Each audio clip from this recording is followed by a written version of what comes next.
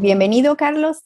Muchas gracias por aceptar mi invitación a este podcast y me gustaría mucho empezar con saber un poco más de ti, tus raíces, por qué te decidiste a estudiar lo que estudiaste y cuál ha sido tu trayectoria en tu vida y profesionalmente, por qué te decidiste a estar trabajando ahorita en un museo. Ok, bueno, muchas gracias por la invitación. Es un placer acompañarte y bueno, acompañar a los oyentes y compartirles un poco pues, de lo que estoy haciendo actualmente. Bueno, sobre mi trayectoria, yo soy de España y ahora mismo estoy viviendo y trabajando en México ya desde hace varios años. Yo estudié Humanidades, estudié una licenciatura en Humanidades en Sevilla, que es mi ciudad natal, está en el sur del país.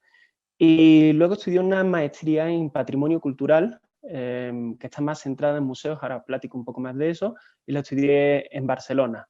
Yo realmente el enfoque de trabajar o esta idea de trabajar en museos es algo que se fue dando, no es algo que tengas una idea, que yo tuviera una idea desde el principio de decir, yo quiero trabajar en un museo. Siempre me gustaron los museos, en la carrera, por ejemplo, tuvimos varias asignaturas de historia del arte, etcétera, entre otras muchas materias, porque el currículo académico de humanidades es bastante amplio. Y bueno, pues no pensé que fuera a acabar trabajando en un museo, sinceramente, ¿no? Ya en la carrera te eliges un itinerario de especialización.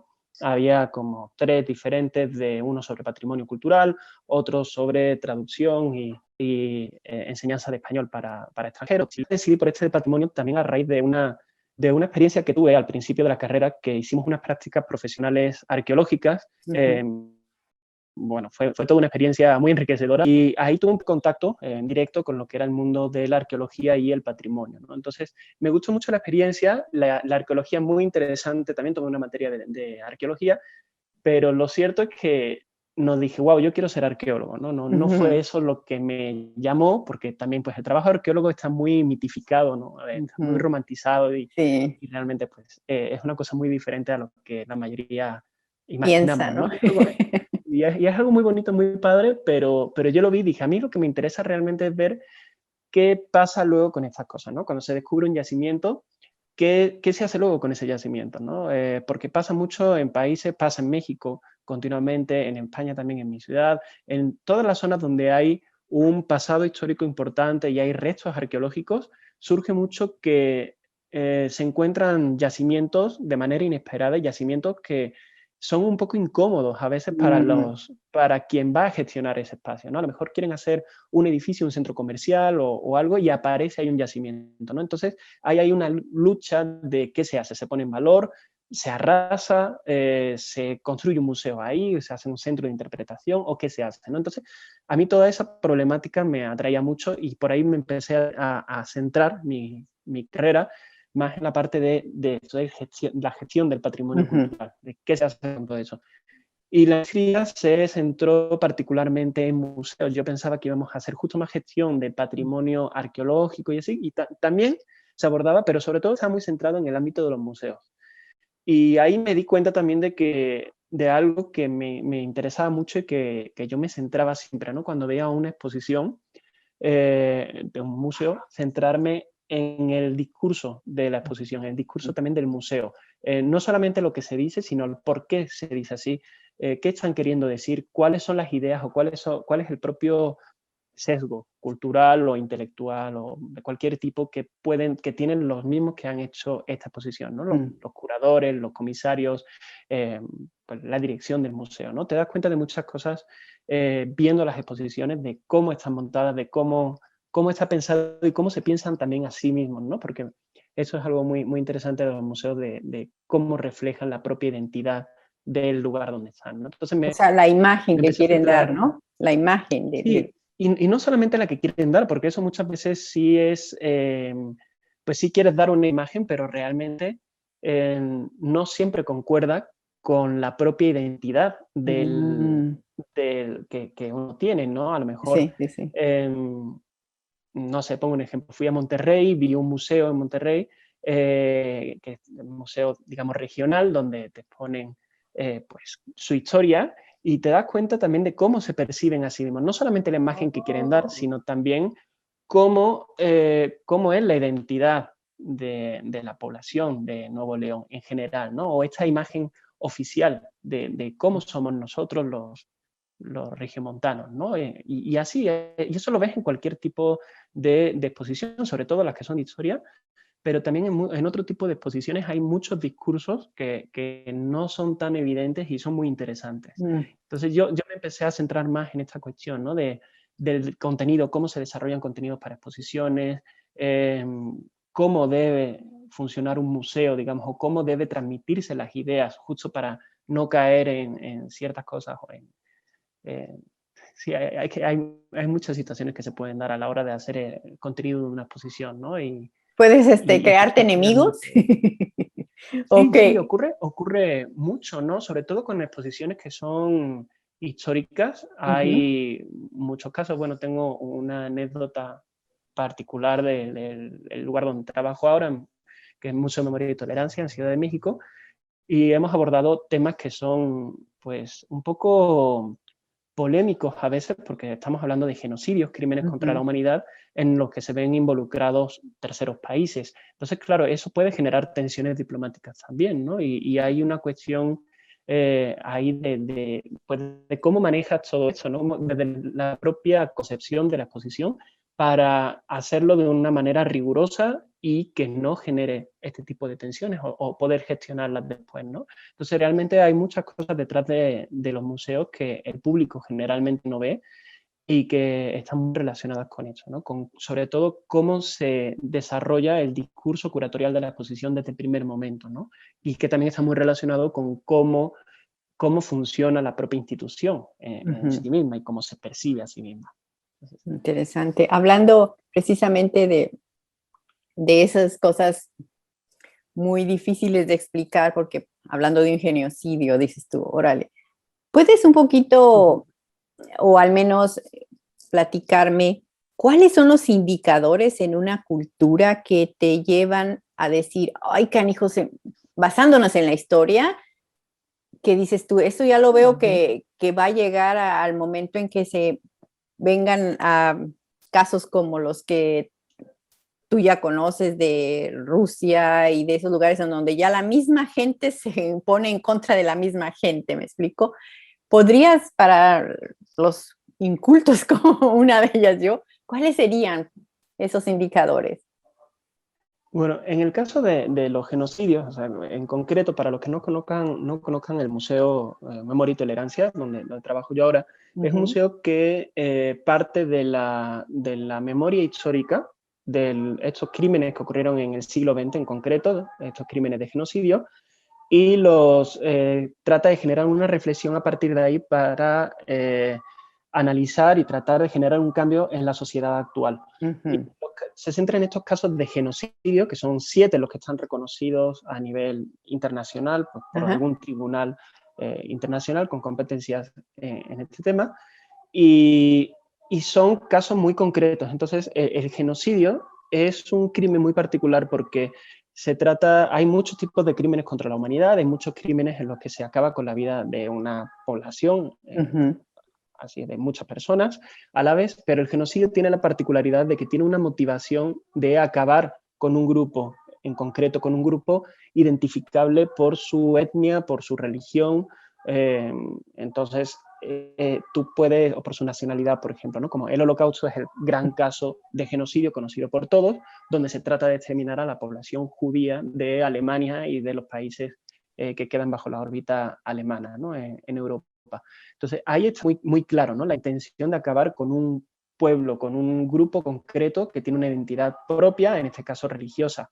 Entonces, el genocidio hay muchos crímenes que nosotros pensamos que podrían ser genocidios y no son. Eso es lo primero, ¿no? Que hay que establecer si hay una motivación realmente de exterminar a una población concreta, nacional, religiosa o étnica.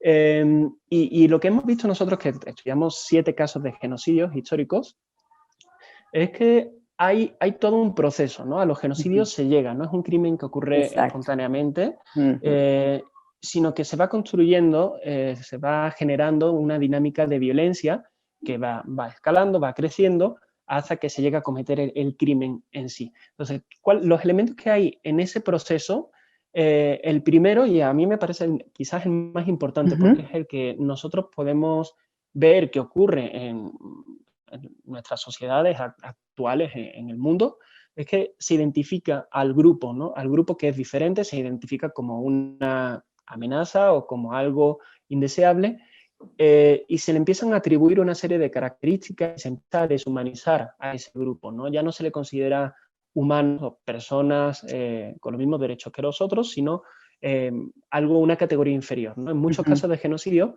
por ejemplo, a la población que luego sería exterminada se les llama cucarachas, ratas, infrahumanos, etcétera, ¿no? Esos apelativos lo que hacen es denigrar al grupo y quitarle esa cualidad de humanidad. Entonces, eso digamos que ya como que va justificando el luego cometer un crimen contra ellos. Entonces, esa dinámica de discriminación es muy importante porque bueno, en nuestra sociedad hay una discriminación considerable hacia muchos sectores de la población, ¿no? Y aquí el punto clave es que la discriminación es una forma de violencia estructural, ¿no? No es solamente una violencia que yo cometo contra otra persona, sino que es una violencia que se da a nivel social en toda una estructura y que se apoya también en toda la estructura económica, social, política, etcétera. Entonces, cuando hablamos de casos de discriminación, eh, hay, una, hay una posición de superioridad, hay una jerarquía y de poder clara, ¿no? Entonces, el genocidio ocurre cuando, aparte de muchas otras cosas, pero siempre ocurre en estos grupos en los que hay un grupo, digamos, dominante o que tiene el poder y toda esta estructura a su favor para cometer una violencia contra un grupo que es minoritario y que está en una posición de inferioridad, ¿no? Entonces, esto es muy importante, ¿no? Porque discriminación hay de muchos casos y minorías identificadas hay muchísimas, pero no siempre se da este elemento, ¿no? De que hay una relación de poder o de que haya una violencia estructural previa, ¿no? Como la discriminación, ¿no? Y eso es necesario para que se dé este proceso de genocidios, ¿no? También ocurren más cosas. A lo largo de todo este proceso se van organizando grupos que son los que ejercen esta violencia, los que la van conduciendo. Se van creando como grupos paramilitares o organizaciones políticas, con un aparato muy centrado en atacar a estos grupos, ¿no? Donde se va transmitiendo información sobre estos grupos, cómo encontrarlos, etcétera, ¿no? Entonces, en los distintos casos de genocidio se han dado estos pasos, ¿no? Hay una escala que consta de 8 pasos y que los académicos que estudian el genocidio pues se basan en esta escala, ¿no? De 8 pasos que se va generando, ¿no? Primero identificar al grupo, luego simbolizarlo, deshumanizarlo, la organización de los grupos que van a cometer la violencia, y luego empieza a organizarse en sí el proceso de exterminio hasta que ocurre, ¿no? Entonces, ese proceso no siempre se da, ¿no? Nosotros vemos muchas situaciones de violencia a nuestro alrededor, en la sociedad mexicana o en otros países de América Latina. También se dan muchas situaciones de discriminación, en concreto, por ejemplo, hacia la población indígena, pero no siempre se llega a estos puntos donde hay una violencia, digamos, dirigida y cometida desde un grupo del poder hacia esta población, ¿no? Y tan organizada, ¿no? Entonces, ahí es cuando se empieza a gestionar el genocidio. Entonces, bueno, quizás es un tema un poco No, complejo, está súper bien. Estás explicando muy pero claro todo eso, porque ahorita precisamente como estamos tan comunicados y lo que pasa en este momento lo sabe todo el mundo, muchas veces creo que nos alarmamos y tomamos decisiones sin conocer realmente bien el problema y empezamos campañas que a lo mejor ni tenían ni tenían el por qué.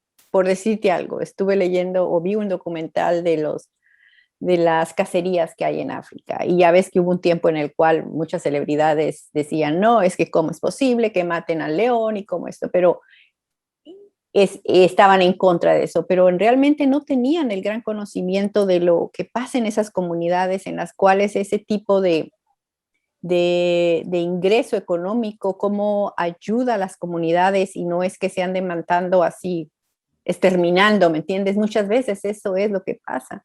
Entonces, Sí, bueno, es un tema y claro, en el caso de los genocidios, pues hablamos de crímenes contra la humanidad, ¿no? Donde nunca se puede justificar ni bajo una perspectiva del, ujú, bueno, pues esto, ¿no? Económica ni nada así, pero lo que sí es cierto es que siempre, como dices, hay estos problemas, ¿no? Cuando ocurre un caso de genocidio, ocurre en sociedades que tienen unas dinámicas de violencia ya muy complejas, que muchas veces son difíciles de identificar también como hay un historial, por ejemplo, de ujú, agresiones entre comunidades, ¿no? En el caso, por ejemplo, del genocidio en la antigua Yugoslavia, en Srebrenica, allí conviven en un espacio muy cerrado, comunidades muy heterogéneas con distintas religiones, con distintas lenguas, con distintas identidades nacionales. Entonces ahí empieza a haber un choque, por ejemplo, entre estas comunidades. Entonces no es tan fácil de decir, bueno, ustedes son los buenos y ustedes son los malos. Lo que ocurre es que al final ese proceso de violencia, al final detona y en el genocidio sí está muy claro, ¿no? Quién es la víctima y quién es el perpetrador, pero eso no significa que la víctima esté eximida de luego haber cometido otras formas de violencia, ¿no? Entonces hay que separar muy bien lo que es el caso de genocidio de todo lo previo, porque a veces llegamos a caer en el error, por ejemplo, de justificar ciertas violencias que ocurren sobre todo a estos niveles, ¿no? A niveles estatales, a niveles nacionales, de decir, bueno, pero es que, bueno, pues lo hacen porque tienen derecho a tal, ¿no? Bueno, pues los genocidios nunca se pueden justificar, ¿no? Bajo ninguna condición de estas, pero siempre hay un trasfondo muy complejo detrás que es importante tener claro, ¿no? Para comprender qué está ocurriendo. También porque esto nos permite identificar dónde puede haber peligro de que ocurra un nuevo genocidio, ¿no? Ocurre, por ejemplo, ahora mismo en el mundo hay varias situaciones que dentro de unos años probablemente salga un tribunal a decir, oye, aquí lo que está ocurriendo es un genocidio y esto hay que pararlo, habría que parado, ¿no? El caso de los Rohingya, por ejemplo, en Myanmar, o los uigures en China, ¿no? Entonces, hay muchas situaciones que se están dando actualmente y que la comunidad internacional no actúa con la suficiente contundencia. Esto ocurre siempre en casi todos los genocidios, ¿no? Es muy difícil llegar al punto en el que la comunidad internacional se da cuenta, toma conciencia y actúa en consecuencia, ¿no? Eso es un proceso que tarda mucho y a veces nunca llega a darse. Entonces, ujú. actualmente se están gestando genocidios y también nosotros, pues, somos espectadores de estas formas de violencia y como sociedad muchas veces no nos posicionamos con la suficiente contundencia o con el suficiente compromiso, ¿no? Y esto es importante ¿Dónde porque es crees tú?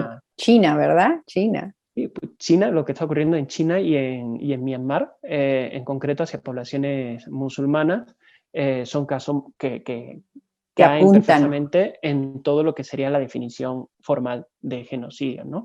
También el genocidio de Darfur en África, que está ocurriendo actualmente, empezó en 2003 y todavía no ha terminado y sigue ocurriendo y la comunidad internacional pues sí se posiciona, pero no llegan a intervenir o a tomar las medidas para que eso pues pare, ¿no? Vale. Entonces, eh, hay muchas situaciones, lo relaciono con lo que decía antes, ¿no? Hay muchas formas de violencia o digamos que en esa escalada de violencia que empieza en la discriminación y acaba en el exterminio de una comunidad, hay muchas situaciones que se están dando en, pues, no sé, se pueden dar en nuestro país o en el país de al lado o en el de enfrente y que no van a llegar a ser un genocidio, evidentemente, y hay que ser muy consciente de eso, ¿no? De que haya discriminación no significa que va a haber un genocidio, pero es importante comprender que estos crímenes ocurren o necesitan una base de discriminación en la cual participamos todos, ¿no? Mm, Toda la población de la sociedad donde eso llega a ocurrir se involucra en esa forma de discriminación, ¿no? Y eso es importante entenderlo ujú. también, ¿no?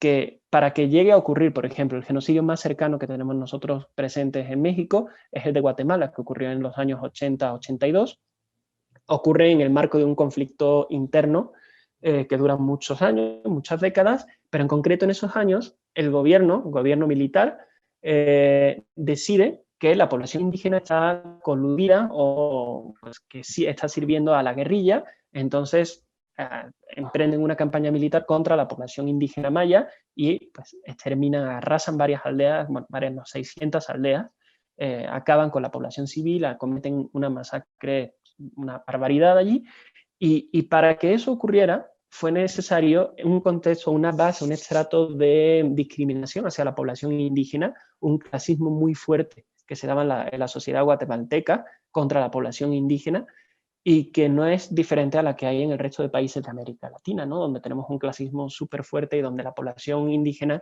sufre discriminación racista de forma sistemática, ¿no? Entonces, ese sustrato pues también existe aquí, también existe en otros países de América Latina. Y es importante que sepamos que nosotros estamos abonando a eso, ¿no? Y que si la violencia sigue aumentando, puede llegar a darse un caso como estos, ¿no? Ujú. ¿Qué tan importante es un museo para nosotros como sociedad? Y que a lo mejor muchos ni tenemos idea de la importancia de los museos y del conocimiento que existe ahí. ¿Tú qué puedes decir acerca de eso? Pues es una pregunta interesante porque, por ejemplo, mi caso, ¿no? Yo, bueno, estudiaba previamente estos temas históricos, luego me centré en la parte de museos y ahora estoy trabajando en un museo en concreto que trata temas históricos de genocidio y con esta cuestión social, ¿no? Entonces, ¿cómo se cuadra todo esto? ¿Cómo embona todo en que tenga sentido también el Ujú. hecho de decir, bueno, lo que se hace en los museos es relevante para la sociedad? ¿Y por Exacto. qué yo, por ejemplo, que pues, tengo una base más de museos histórica, porque estoy trabajando más como de genocidio, ¿no? Entonces, Ujú. al final, los museos, y yo creo que no solamente los museos históricos, sino que todos los museos tienen una clara relación con la identidad de la comunidad o del pueblo No. donde están ubicados. En los museos de historia es más claro, ¿no? Porque tratan, sobre todo los museos regionales o los museos locales, tratan de establecer un relato acerca de quiénes somos nosotros, cómo hemos llegado hasta aquí y qué nos representa, ¿no? Puede ser nuestra arqueología, puede ser nuestra historia, ¿no? Los museos en concreto de historia o museos, por ejemplo, como en el que trabajo, ¿no? El que aborda una cuestión más a nivel de humanidad, pero también de quiénes somos, qué hemos hecho, qué ha ocurrido en el pasado y qué dice esto de nosotros como sociedades actualmente, ¿no? Entonces, al final, todos los museos tienen esa cuestión, ¿no? De fondo. Incluso los museos de arte también hacen referencia a un patrimonio común de una comunidad. Este es nuestro arte, esta es nuestra colección y representa a nuestros artistas o representa nuestro pasado o incluso el propio pasado colonial o imperial, ¿no? Como Ujú. estos grandes museos europeos, el Louvre, el Museo Británico, etcétera. Al final también están estableciendo un relato acerca de quiénes son ellos como nación y cómo se ha construido, pues, su sociedad, ¿no? Y su Ujú. historia, ¿no? Entonces, hay un relato de fondo siempre. Entonces, los museos muchas veces nosotros pensamos que es solamente un lugar de entretenimiento o un lugar de aprendizaje, a veces forzado, ¿no? Porque las visitas escolares y se lleva a los estudiantes allí a que vayan al museo obligados, ¿no? Y no siempre nos damos cuenta de que el museo es un lugar para aprender, pero también no solo aprender, ¿no? Porque sí, los museos son espacios educativos, pero van más allá, ¿no? En los museos también podemos reflexionar acerca de quiénes somos nosotros como individuos y como comunidad, sobre todo. ¿Qué es lo que nos identifica? ¿Qué es lo que nos representa? Mm, ¿Por qué yo soy diferente al de enfrente o no, ¿no? O qué nos une, ¿no? Porque al final, en todos los museos de temática, no sé, histórica, sobre todo, se dan este tipo de discursos, ¿no? Nosotros somos así y esto ocurre así, y en el frente ocurre de esta otra forma, y también esto nos debe hacer reflexionar acerca de cómo construimos nuestra identidad, por ejemplo, nacional, ¿no?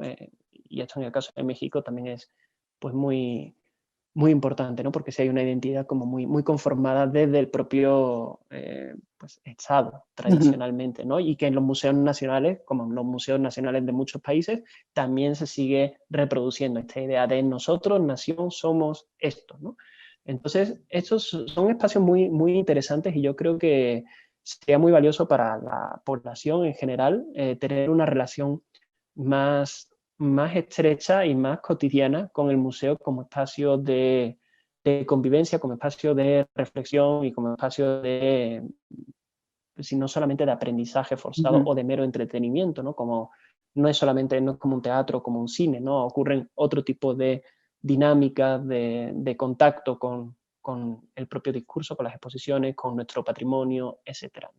Me decía una persona que también está trabajando de directora de un museo, me decía, los museos, muchas personas no saben que un museo tiene información inmensa de muchas cosas. Si tú quisieras saber de algo, ve al museo, porque ellos son las personas con la mejor información de todos lados, dice, de todos los sectores. Sí, también es cierto, los museos llevan a cabo una labor de investigación muy importante y sobre todo esos grandes museos nacionales con una colección muy amplia, por ejemplo, en el caso de México, el Museo de Antropología, tiene un personal inmenso, bueno, pues es del INA, ¿no? Y el INA gestiona toda esa investigación a nivel Sí. nacional, arqueológica, histórica. Entonces, claro, tienen los mejores expertos, tienen todo el material, el acervo ahí, y se lleva a cabo una labor de investigación muy potente. Pero incluso en los museos chiquitos, en los museos que tienen una colección privada de arte, de, no sé, lo que sea, ¿no?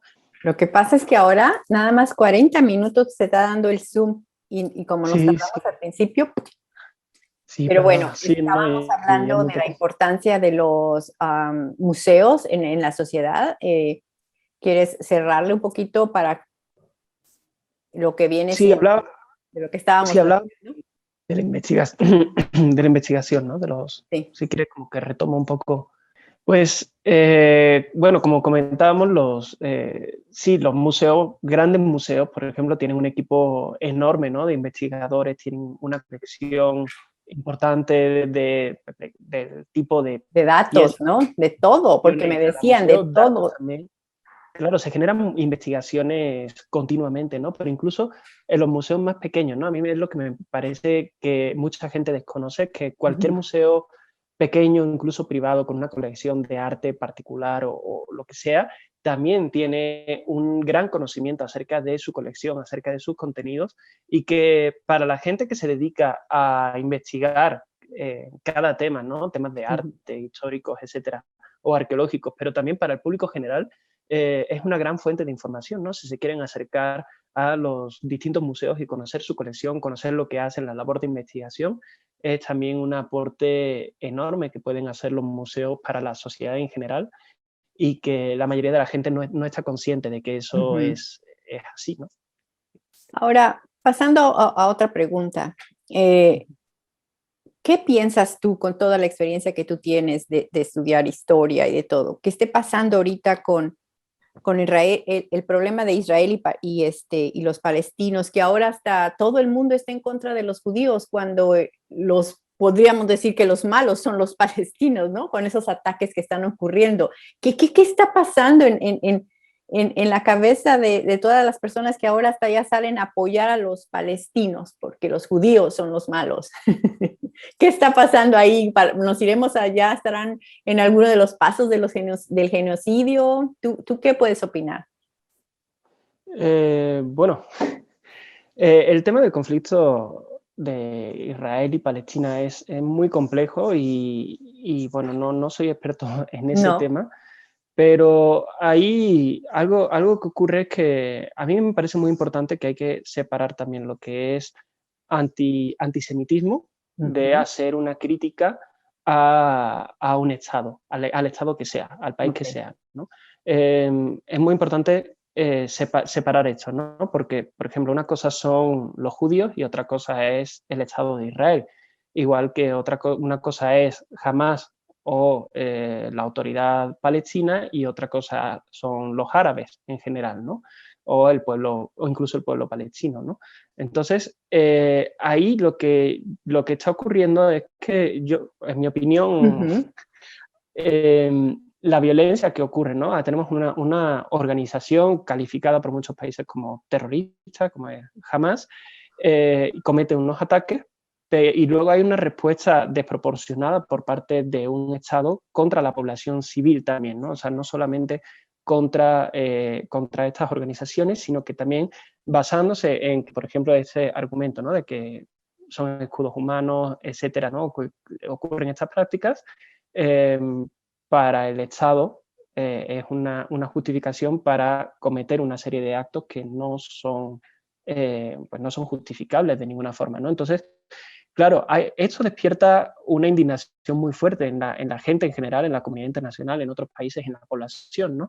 Pero hay que separar muy bien que a quién estás criticando, ¿no? O sea, criticas al Estado de Israel, que yo por mi parte condeno personalmente lo que está haciendo, me parece una barbaridad y crímenes contra los derechos humanos que, si bien aunque los cometas en tu contraparte, tú como Estado y como Estado pretendidamente democrático, no puedes caer en eso, no, eso está absolutamente fuera de cualquier tipo de justificación.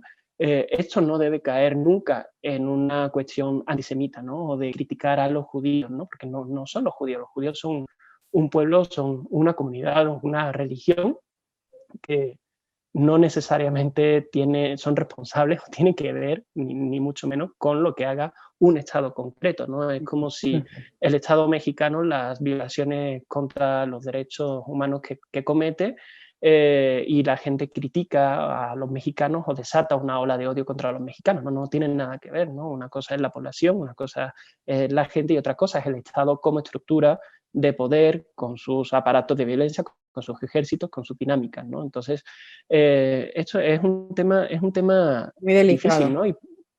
Sí, y posicionarse en esto es muy complicado porque, por una parte, mucha gente cae en el antisemitismo y, por otra parte, mucha gente, o la otra parte también, pues agita la bandera del, ay, es que eres antisemita, cuando se hace una crítica contra un Estado, ¿no? Y me parece que hay que separar eso. Sea el Estado que sea, yo soy muy crítico también con mi propio Estado, con el país del que yo vengo, y cuando se cometen violaciones contra los derechos humanos, como estaba ocurriendo con los migrantes africanos en la frontera. Y se cometen violaciones contra los derechos humanos, y eso hay que criticarlo y hay que condenarlo siempre, sea Israel, España, México o el país que sea, ¿no? Eso no, como digo, no debe ser una justificación para el odio hacia un grupo por motivos religiosos, étnicos, culturales o lo que sea, ¿no? Hay que separar muy bien ahí, pero bueno, es un tema muy complicado. Sí. Por cierto, ahorita que comentaste que naciste en Sevilla, yo estuve en Sevilla, me encantó, me encantó. Mi hijo ya había ido a Barcelona y decía que Barcelona era lo máximo y todo, pero si me vas a dar a escoger, a mí Sevilla fue es la gente, cómo tienen bueno, no sé, la ciudad, cómo está, que caminando puedes llegar a cualquier lado, la verdad, mis respetos, la verdad, muy bonito Sevilla. Me alegra mucho que te haya gustado la ciudad, la verdad es una ciudad muy bonita. Tiene una cultura y un patrimonio cultural popular y también arqueológico, histórico, cultural enorme, ¿no? Es una ciudad muy rica en este sentido. Y curiosamente los mexicanos pocas veces la visitan porque suelen hacer un recorrido más Madrid, Barcelona, ¿no? Lo típico, a veces van a Valencia o Toledo, ¿no? Ciudades que están más cerca del centro quizá, pero Sevilla está muy bien comunicado y es una ciudad increíble. Bueno, yo qué voy a decir, ¿no? Los sevillanos siempre decimos que es la mejor ciudad del mundo. Y bueno, a lo mejor no del mundo, no lo sé, pero sí es una ciudad que vale muchísimo la pena para cualquier persona Visitarla. que la quiera visitar. Sí, tiene mucha relación culturalmente también con México, bueno, con todo este pasado colonial, ¿no? Que bueno, está muy ligada a la historia de la propia ciudad, a todo lo que fue la colonización de América y es muy interesante también conocerla desde esa perspectiva, ¿no? De la perspectiva religiosa relacionada con la histórica y todo lo que pasó a ambos lados del océano. Es muy interesante, yo creo que para los mexicanos y latinoamericanos en general es una ciudad que puede generar muchas ideas, muchas experiencias muy particulares. Para cerrar, ¿qué te parece, Carlos, si me compartes un refrán o un pensamiento que a ti te guste? Eh, Pues no sé, no soy mucho de refranes. Pero igual algún Em, pensamiento que uses tú a veces como para echarte ganas o motivarte. Pues ahora bueno, está la situación muy, muy difícil, ¿no? Con toda la pandemia, también a nivel laboral. Y hay una cosa que para mí es importante, ¿no? Del tema, por ejemplo, del trabajo, mm, porque vemos mucho, yo veo mucho en redes sociales estos discursos de, pues, trabaja en lo que te apasiona, dedícate a lo que te apasiona, ¿no? Vive tu pasión y cumple tus sueños y todo eso. Y la verdad es que para los que trabajamos en humanidades, ¿no? En temas culturales, hay una vertiente vocacional muy fuerte en la mayoría de casos, pero también hay mucho trabajo precario o hay mucha gente que está trabajando en cosas que no es a lo mejor lo que podría ser o no lo que le gustaría, ¿no? Quizá, creo que se da más que en otros espacios. Entonces, a la gente que nos pueda estar escuchando, de que trabaje en sectores culturales o que trabaje o que haya estudiado carreras más históricas o humanísticas, eh, yo lo que pienso, lo pienso mucho en esto normalmente, es que no necesariamente tienes que trabajar en lo que más te apasiona. Claro, lo ideal es que te apasione tu trabajo, ¿no? Que sea algo que trabajes en lo que trabajes, te impliques al 100% y trabajes con pasión, ¿no? Pero también es importante, saben, que cuando tenemos otra pasión o nuestra pasión no es nuestro trabajo, que la gente no se desanime o no piense que está fracasando, ¿no? Por no trabajar en su pasión, ¿no? Podemos tener pasiones muy, muy variadas que pueden tener que ver con nuestro trabajo o no, o puede ser otras muy diferentes, ¿no? Entonces, en esta idea, ¿no? Del trabajo, lo que te apasiona, a mí a veces me genera mucho ruido y creo que a mucha gente le puede generar frustración a la gente que no trabaja en lo que le gustaría, ¿no? Entonces, creo que hay que también un poco ponerse en paz uno con lo que hace en su trabajo, que lo que haga en su trabajo le valga la pena y sea algo significativo, pues es ideal, y si no, pues que te sirva a ti pues para tu beneficio económico, mantenerte, ¿no? Que todos tenemos que trabajar y que pues lo que tú hagas en tu vida aparte de tu trabajo también es súper importante y eso es lo que realmente te debe de llenar, ¿no? No solamente tu vida laboral, ¿no? Entonces, eso se lo digo a todos mis compañeros pues, de humanidades que estén estudiando ahora la carrera o algo que se desesperan, ¿no? Porque la verdad son carreras que pueden ser muy frustrantes a nivel laboral. Yo creo que todos los que hemos estudiado este tipo de carreras